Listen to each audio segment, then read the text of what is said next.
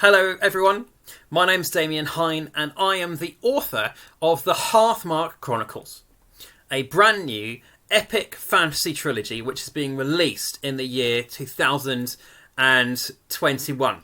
This week we're doing something very exciting. I've written a new story, a short story which takes place between books 1 and 2 and recounts the Lightspark trial of one of the favourite characters, Vandria.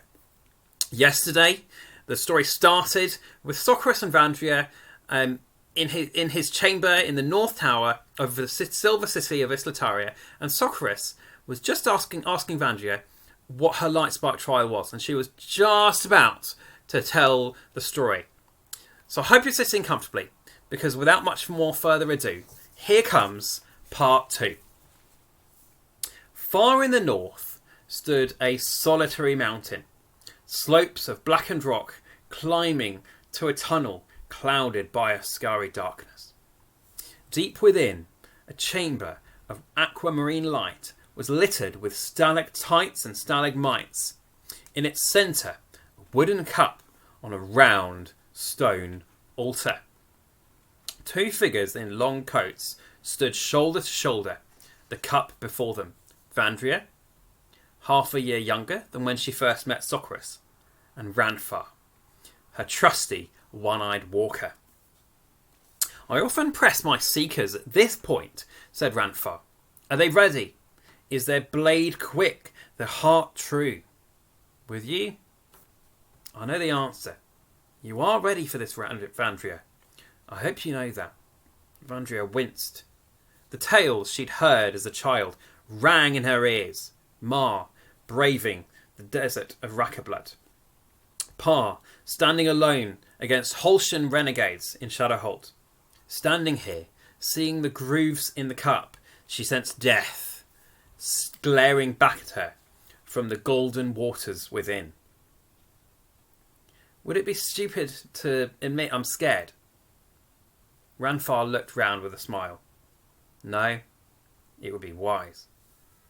Enough people underestimate the trials for you to be one of them. Question is, what you do with that fear. There are those who buckle and turn back. Others let it bolster them. Then I guess I know what I'm going to do. She moved to take the cup, yet the tips of her fingers trembled. Ranfar, if I... Don't say that. Yes, but if... You have to tell Ma and Pa that...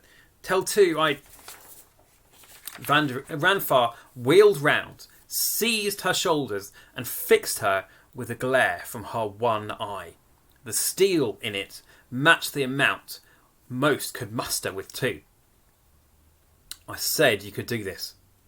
I meant it. You were born for this moment, Vandria.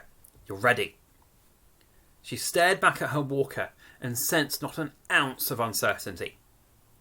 Her walker truly believed she could do it. In the depths of her heart, she shifted one of the trembling plates of trepidation and let that same confidence pour into her. It became her own. She strolled forward, took the cup, and drained it in one.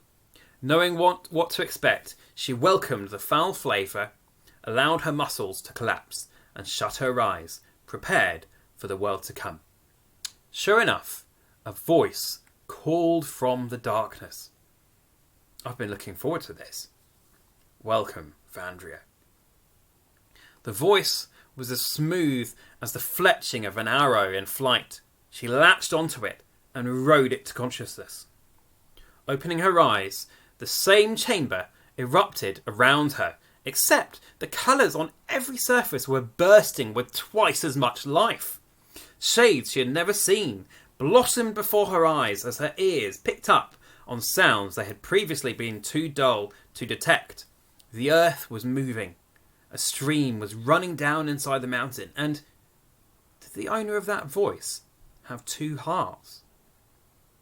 This is the abode between. Yes.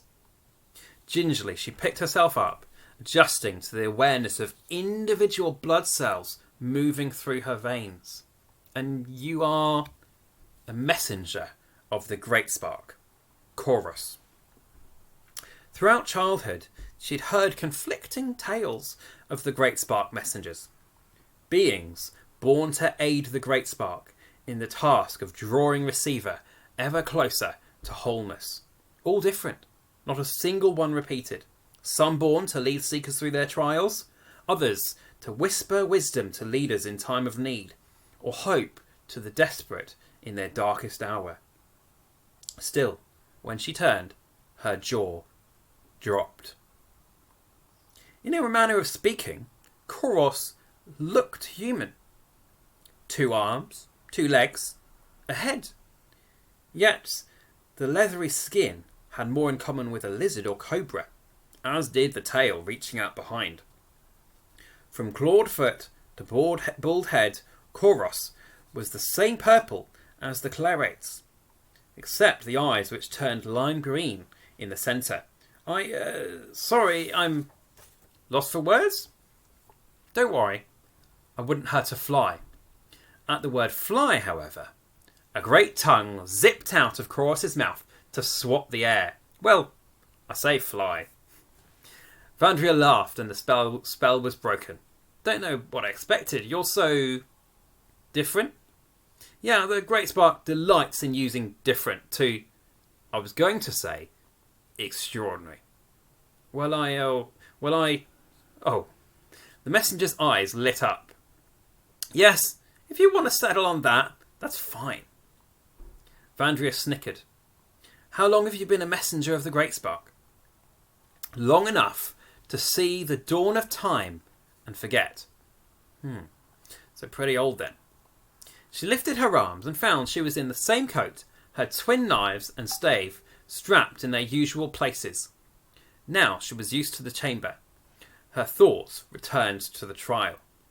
You know why I came. Of course. Just as the Great Spark has drawn you, so he sends a message. Vandria, my daughter, you have known blessings others could spend a lifetime craving.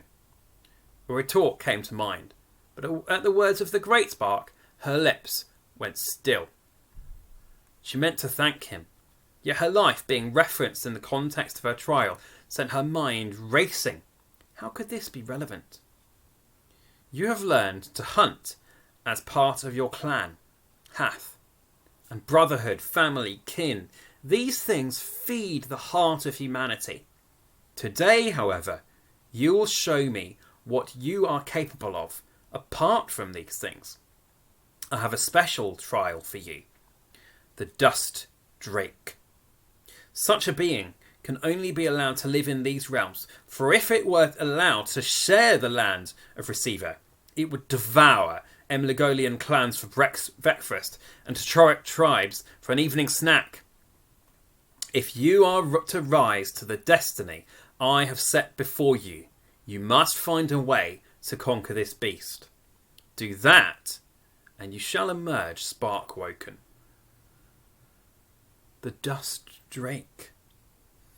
Her throat went dry. It made sense her trial would involve hunting. She was, after all, a daughter of Emlegol, but a hunter's strength lay in the knowledge of their prey.